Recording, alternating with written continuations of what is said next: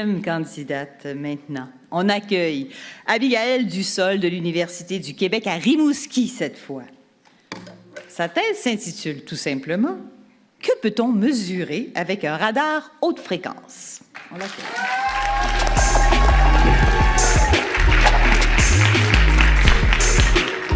Bonjour, ou plutôt bonsoir. La vie, c'est une succession d'instants que seule la photographie a le pouvoir d'immortaliser. Vous doutez? Alors regardez cette photo et écoutez mon histoire. Elle a été prise quelques heures avant ma disparition. Je me suis dit que j'allais vous rejouer la scène pour que ce soit encore plus drôle.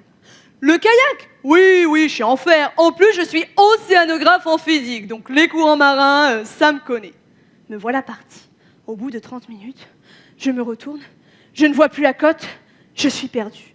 Et je décide de réagir en bonne scientifique. Ah, je suis perdue! Comment vont-ils faire pour prédire ma trajectoire? Vous trouvez que je suis excessif, hein? Mais tout est justifié. Si je m'étais égarée sur une tranquille rivière, ma trajectoire aurait suivi celle du courant. Et on m'aurait retrouvé en peu de temps.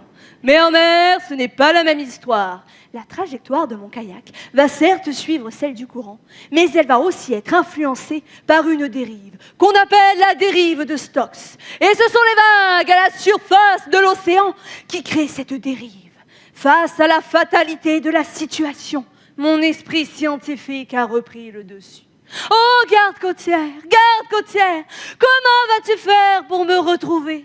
Vais-je mourir ici sans avoir eu la chance de débuter ma thèse? Oh, garde-côtière, peut-être que tu pourrais utiliser un radar haute fréquence.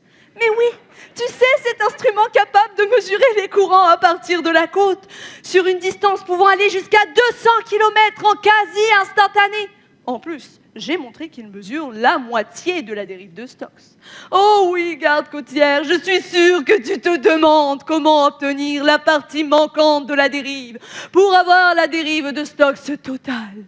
Mais tu le sais, plus le vent est fort, plus les vagues sont fortes et plus la dérive sera grande. Alors oui, garde-côtière, si tu es capable à partir d'un radar d'estimer la vitesse et la direction du vent, tu pourras peut-être avoir la dérive de Stokes totale et venir me sauver. On m'a finalement retrouvée, toujours en vie et presque en hypothermie. Et à ce qui paraît, je n'arrêtais pas de répéter cette phrase. Que peut-on mesurer avec un radar haute fréquence? Parce que c'est bien à cette question à laquelle j'apporte une solution.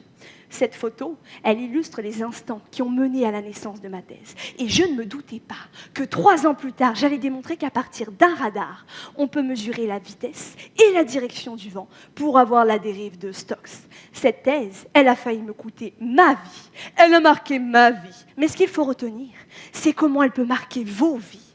Parce que grâce à elle, on va être capable d'améliorer les modèles de prédiction de dérives de contaminants, comme le pétrole, d'objets, de personnes, ou tout simplement de doctorantes à la surface de l'océan. Merci.